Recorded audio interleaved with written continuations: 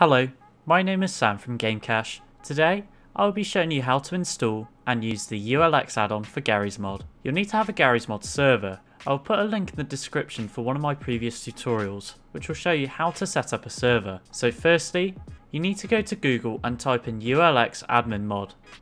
You'll want to go down to the third search result, which is the download page for this add-on. I'll leave a link for this page down in the description.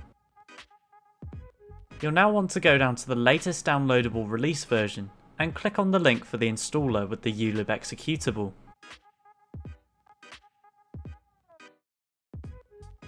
After it's downloaded, you'll then want to run the executable and set the file install path to your add-ons folder.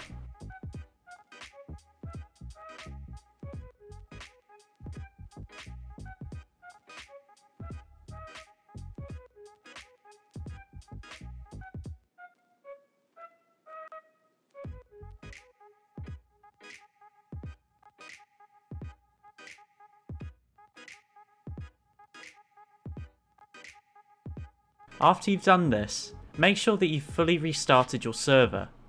To make sure that this is installed correctly, look in your server startup command prompt and check to see if the ULX library has loaded. If it's visible, great! You've managed to successfully install ULX to your server. When you load into the game, you will not have all permissions for ULX.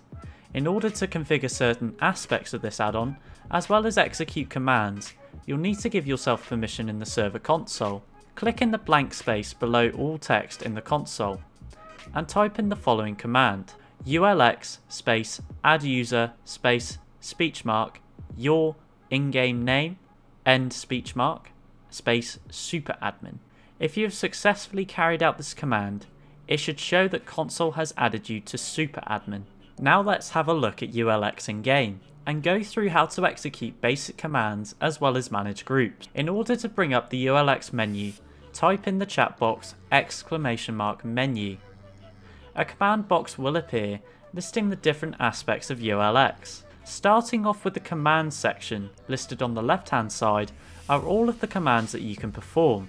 If you click on a category, a list of commands will appear. Each command that you click on will have a short explanation of what it does. Some commands like gag or mute, for example, will show a list of currently connected players. All you have to do in order to perform one of these is simply select the player you want to execute the command on and click the respective button. I will create a part 2 to this video which will explain the usage of each individual command.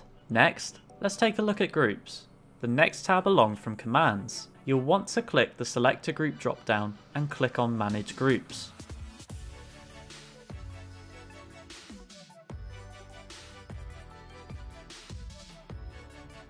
Here you are able to view the current groups. You can also delete and create groups as well. If you wanted to, you can set if groups share the same permissions through inheriting. You can also set which groups can or cannot target each other through this menu. I'm going to create a new group and name it Gamecache. This will be our example group. I suggest using all lowercase when creating groups, as it makes it much easier when editing config files. Select a group that your new one will inherit permissions from. In the targetable section, an asterisk means that a group can target any group, regardless of rank. Leave this blank if they cannot target anyone. Alternatively, use the format of %% and the group name if you want them to be able to target a certain group. You should only use an asterisk for the highest rank, which is super admin. After you have filled these 3 boxes, press create new. Your group will now appear in the drop down menu. Click on your new group and navigate to the manage permissions button in the bottom left. You are now in the section which you can customize what permissions your role will have. Click each heading in the center of the page, which will expand into separate commands. Check the boxes for each permission that you want your role to have. It will save automatically.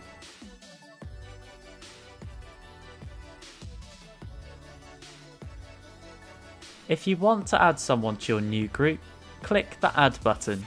You can add anyone who is currently in the game to their new role. You could even use Steam ID to add them while they are offline. I've linked Steam.io in the description. Find the Steam profile link of the person that you want to add to the role and input it into the Steam IO search finder. Then copy their Steam ID and paste it into the Add by Steam ID box, and then press enter. Now moving on to the settings tab.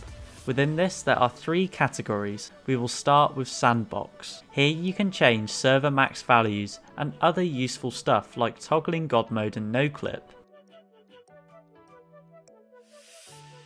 Moving on to the server tab.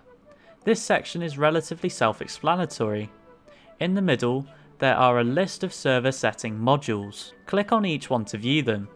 You can change the settings of each one of these modules on the right hand side.